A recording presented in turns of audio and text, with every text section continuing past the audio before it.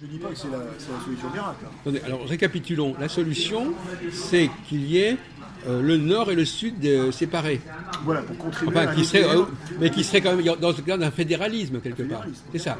Pas, là où le fédéralisme voilà. pourrait s'appliquer sur l'espace. Et à ce moment-là, quels seraient les avantages d'un équilibre pour les élections, aux élections politiques ou même décisionnaires, de créer un second gouvernement, c'est-à-dire de dualité, de complémentarité, oui. Permettant de couvrir une émancipation économique oui. Dans le sud de la France. C'est vrai qu'il faut savoir les régions du Midi. Oui, mais ça peut se défendre tout à fait si on a les arguments appropriés, oui. Bon, à savoir en montrant les inconvénients voilà. du jacobinisme. Voilà. Quels sont les inconvénients du jacobinisme? Possessivité, c'est ça, si vous voulez. Non, mais je ne comprends pas très bien le mot possessivité, je suis désolé. Possessivité, c'est-à-dire il touche tout, c'est-à-dire que c'est Paris qui tient sa pique, on exerce un pouvoir par rapport aux autres jours, mais voilà, on a les autres jours de Paris, on ne peut pas s'épanouir. Non mais l'argument que moi je vous apporte, c'est de dire une communauté est trop élargie et par définition hétérogène. Et s'il est hétérogène, elle ne peut pas se trouver des consensus évidents en son sein. Via la responsabilisation, justement. Et donc les élections, c'est justement du jacobinisme en fait. Quand c'est des élections au suffrage universel national. Universel, oui, dans ce cas-là, oui, effectivement. C'est-à-dire que c'est... On rentre dans un cadre général. Voilà. Alors là, on va tout passer à la moulinette du vote, et puis on a un résultat, voilà, comme ça. C'est un peu le problème, Enfin, là, si on pense au région du catholicisme, c'est-à-dire que... Ah oui c'est la même chose. C'est général, c'est-à-dire, en grec, catho veut dire... c'est ça, général, c'est ça. Universel, catho. Universel, voilà, c'est ça. Et on retrouve un peu voilà, alors évidemment, là on va dire, on fait un virage à 200 degrés, quasiment, parce que là, on rompt carrément avec l'universalisme, si vous voulez, du modèle républicain, complètement. Oui. Justement, le modèle républicain... Mais néanmoins, modèle républicain, il n'empêche quand même qu'en France, on a des circonscriptions. Oui, qui n'empêche pas d'avoir... Ah ben oui, mais les circonscriptions, ça modère le problème. Parce que les circonscriptions, non, à condition que les gens ne soient pas élus, comme on l'a fait récemment, uniquement parce qu'ils appartiennent au parti X ou Y. Les circonscriptions, c'est des gens qui sont des notables locaux. Ouais, mais parce que là, avec le mouvement En Marche, par exemple, c'est des gens qui ont été élus, qui n'ont même pas de véritable ancrage local. D'une part, oui, effectivement. C'est ça le problème. Oui. Mais le Sénat, c'est quand même une structure locale, et même les circonscriptions. Et c'est ça la faiblesse de votre argumentation sur la proportionnelle. Donc on pourrait imaginer des proportionnels avec des circonscriptions. Oui, il parlait justement avec une dose de proportionnel, comme en Allemagne, c'est-à-dire... Non mais la proportionnelle ne fait sens qu'à ce stade-là.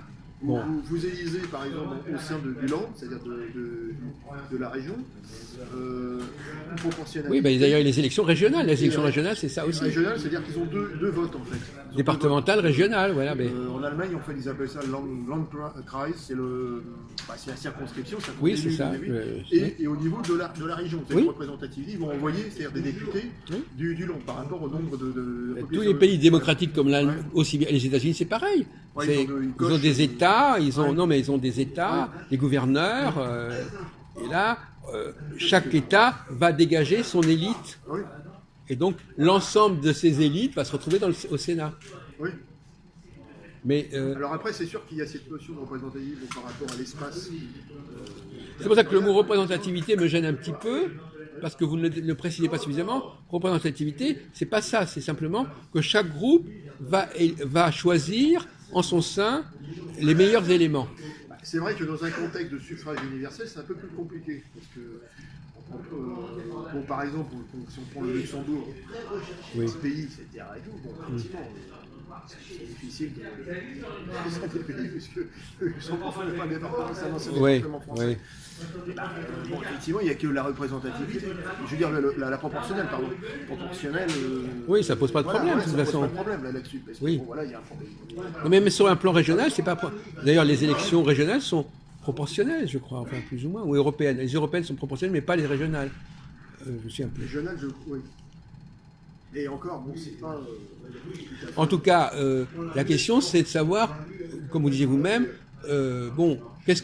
quel est l'enjeu des élections? Qu'est-ce qu'on élit? Est-ce qu'on élit une élite Est-ce qu'on élit des gens qui sont comme nous, ou au contraire qu'on ressent comme différents de nous, et parce qu'ils sont différents, justement, on peut les un gouvernement qui, justement, forme un gouvernement, c'est-à-dire voilà, des gens compétents, on va dire. Parce que l'élite, non, c'est vrai que ça me dérange un peu de parler d'élite. Bien que le mot élite vienne du mot élu, mais enfin, c'est ouais. Mais c'est vrai que par exemple, en Allemagne, moi j'ai discuté, ça faisait un peu sourire. Ah oui.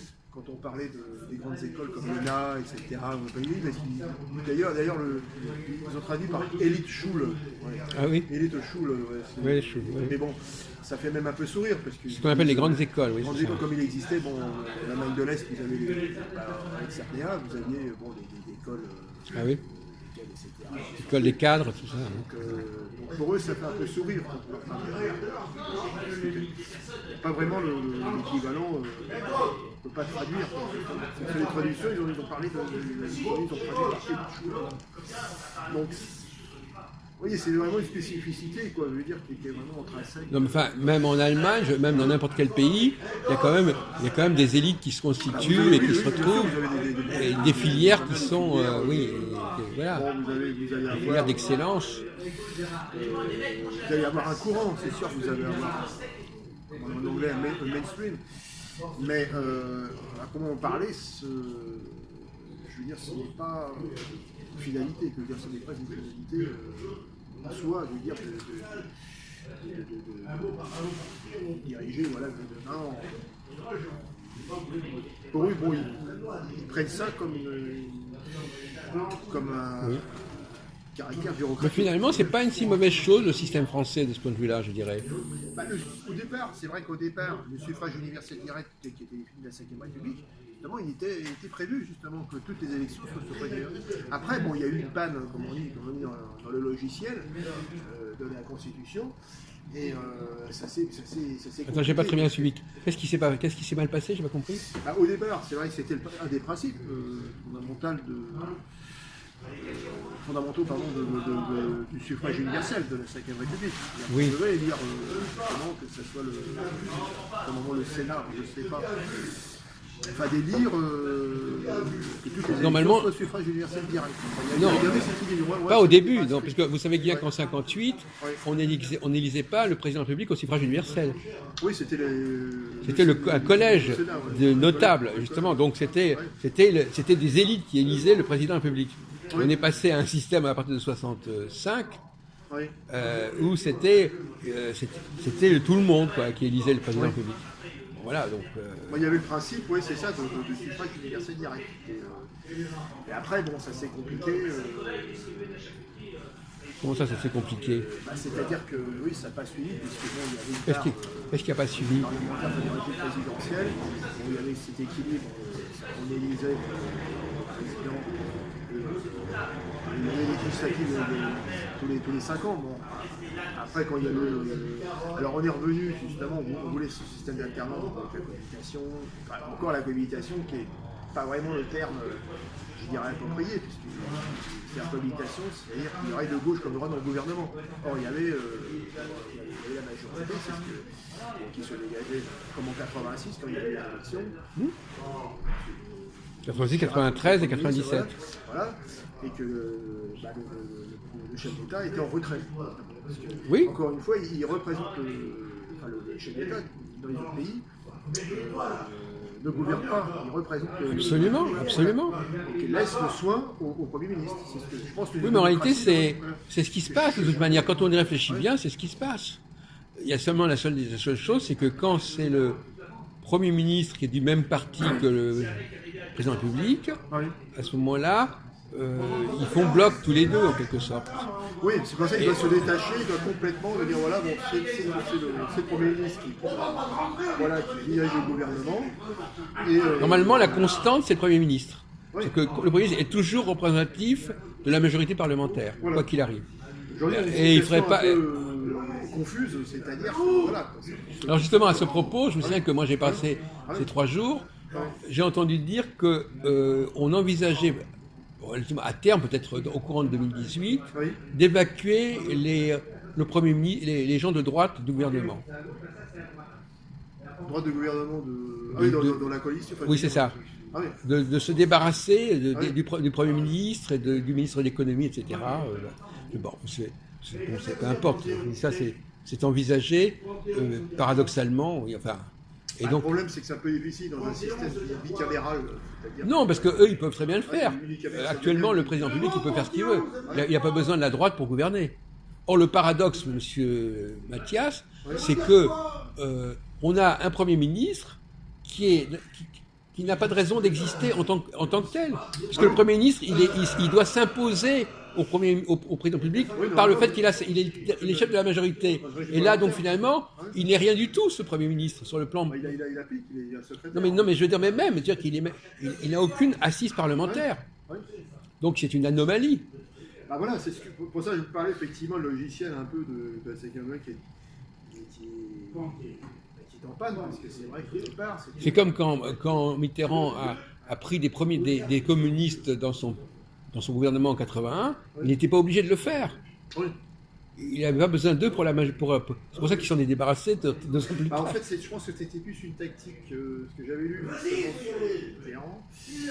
Mitterrand, bien contrairement à ce que je pensais, était quand même plus attentiste que Jacques Chirac.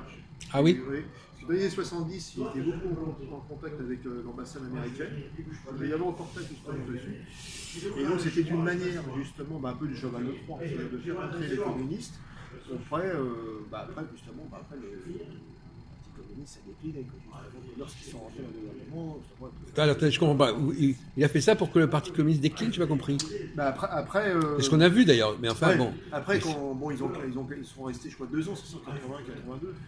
Et après, en fait, c'était une manière, je ne sais pas si c'était vraiment un plan stratégique oui. Faire l'ambassade pour pouvoir... mais il s'avérait qu'il était quand même plus proche que Jacques Chirac à l'époque, plus atlantiste. Malgré, alors que président... Oui, parce que les Américains n'avaient pas beaucoup apprécié apparemment qu'il ait des communistes dans son gouvernement. Oui, mais finalement, c'était une tactique. Oui, c'est possible, mais c'est intéressant. Sur le papier, évidemment, on aurait dit, ils n'appréciaient pas. Voilà. C'est la pour laquelle il avait fait rentrer. D'ailleurs, ils ne sont pas restés longtemps. Ils sont pas restés, je crois, un an. C'est l'époque de Fitterman. Deuxième. Ils ne sont pas restés. Mais parce qu'il n'avait pas l'obligation, il n'avait pas besoin d'eux pour gouverner. Surtout, il n'avait pas besoin de... Donc, quand des ministres sont pris dans un gouvernement alors qu'ils n'ont pas, ils ne sont pas un appui politique vraiment, ils sont sur des sièges éjectables, effectivement. Mais je crois que c'était prévu dès le début. S'il disait, parce que c'était une question, évidemment. De toute façon, il ne faut pas oublier que c'est pas pour ça que ça s'est passé. C'est parce qu'il a changé de politique aussi. Après, oui. Non, mais en fait, c'est les communistes qui sont partis. On ne les a pas fait partir. Oui, ils ont fait une pression. Bon, après, Non, ils sont partis parce qu'ils voulaient se désolidariser du revirement politique qui a d'ailleurs abouti au remplacement de Mauroy par Fabius. Ouais. C'est là qu'ils n'ont pas été stratèges, c'est sûr qu'ils n'ont pas été stratèges. Ils auraient dû rester. Si on serait resté, dans le gouvernement, c'est bon. Ils n'ont pas vu... ils ont vu il faut qu'on a le poste, on a le pouvoir, c'est ça en fait. C'est pas parce qu'on arrive au pouvoir que forcément on le garde. Enfin, cela dit, je fais un bémol, je trouve rien de scandaleux véritablement, parce que finalement il y a une élite de droite comme une élite de gauche. Et c'est finalement, ils sont très semblables quelque part. Oui, comme on dit, les élites, elles sont faites pour s'entendre entre elles. Donc, quand il y a une véritable élite à gauche et une véritable élite à droite, ce qui est d'ailleurs le cas actuellement, ils peuvent tout à fait s'entendre. Ils peuvent s'entendre parce qu'ils ont une formation commune. Ils sont pas prisonniers de leur base. Ils sont pas prisonniers d'un certain nombre de préjugés et de conception très trucs très postulats, etc. Et c'est ce qu'on a en France actuellement. Alors c'est un paradoxe parce que à la fois on a cette élite et à la fois on a un parlement qui est inconsistant, c'est-à-dire qui n'est même pas une élite. C'est ça. Donc on est un Parlement qui ne réunit pas l'élite. Les ministres sont une élite, mais pas le Parlement. Alors normalement, l'Assemblée nationale devrait être constituée d'une élite. Et cette élite, elle a été évacuée, notamment à cause du non-cumul des mandats, etc. Donc finalement, la grande crise actuelle, et c'est l'histoire de la révolte des maires, etc. La grande crise actuelle, c'est que l'élite a été c'est le peuple qui a gagné contre l'élite. Incontestablement, je pense qu'il y a déconnexion de l'élite et la base de la population. Non, mais ça, c'est pas forcément une mauvaise chose. Ce qui est une mauvaise chose, c'est que l'élite l'élite a été évacuée, l'élite. Oui, Elle a été évacuée par le peuple. Le peuple a évacué. On a remplacé l'élite par une représentation populaire qui n'avait pas de véritable profil élitique. Et c'est ce qui est en train de se payer actuellement. C'était pas une vraie élite. Voilà. L'Assemblée nationale actuelle n'est pas une véritable élite. C'est une pseudo-élite. Oui, dans la mesure que ils ne savent pas. Non, ils n'ont pas la personnalité, ils n'ont pas le profil de véritables représentants. Alors, c'est le paradoxe. Ils sont typiques du peuple. Attendez, vous pouvez laisser ça, s'il vous plaît? Ils sont typiques du peuple et en même temps, ils ne le représentent pas. C'est ça le problème. Ils sont tellement proches du peuple qu'ils ne le représentent pas. Donc, pour le représenter, alors le paradoxe, c'est que pour représenter le peuple, il ne faut pas être comme le peuple.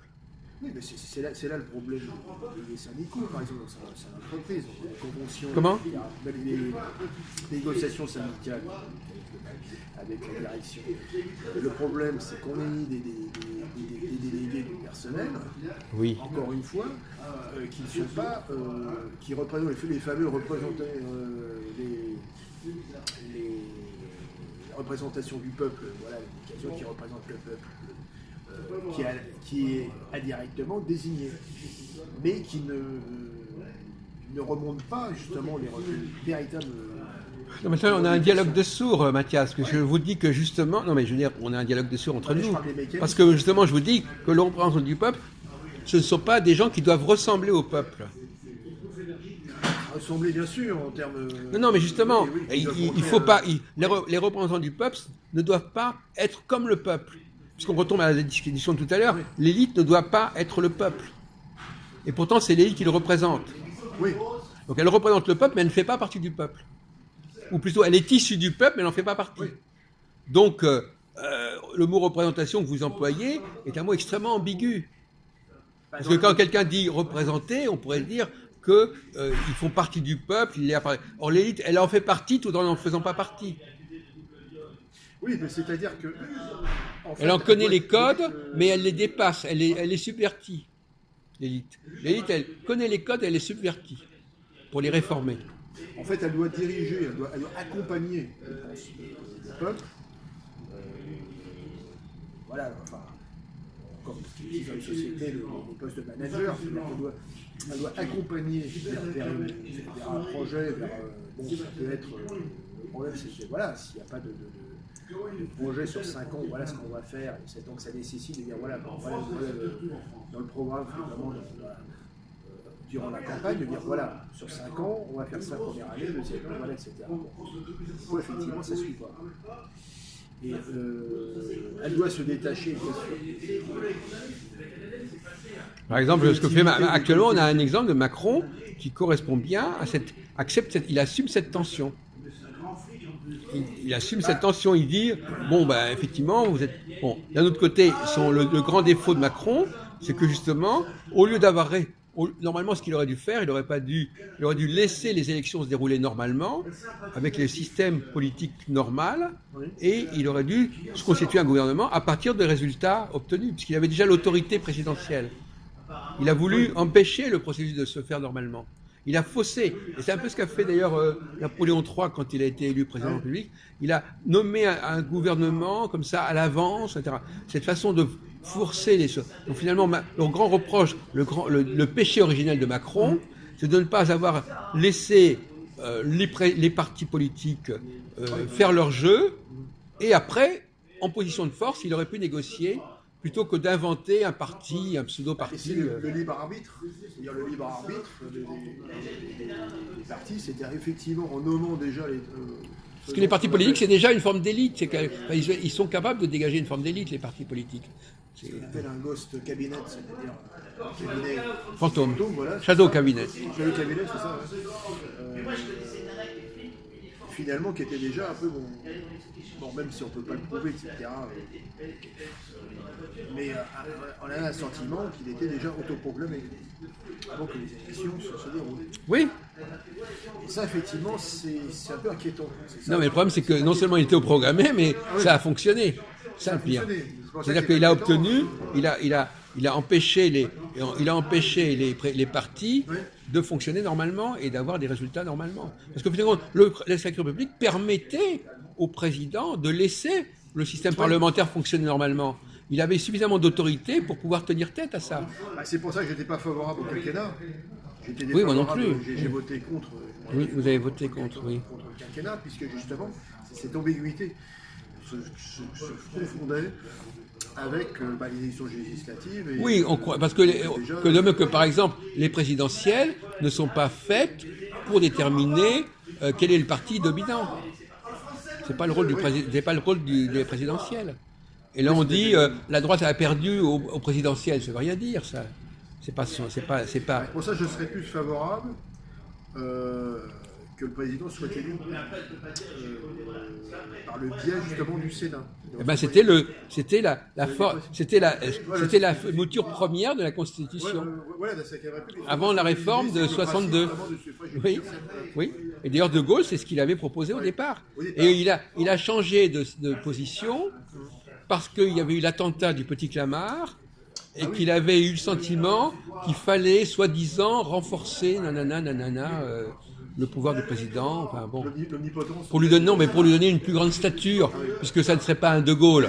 Donc il s'est dit, pour que le président ait vraiment une dominante, il faut qu'il soit élu dans le suffrage universel. Ah oui, il y a les fonctions omnipotentes du chapitre. En fait. Oui, mais il avait l'impression que c'est le suffrage universel qui permettrait à quelqu'un d'avoir suffisamment d'autorité.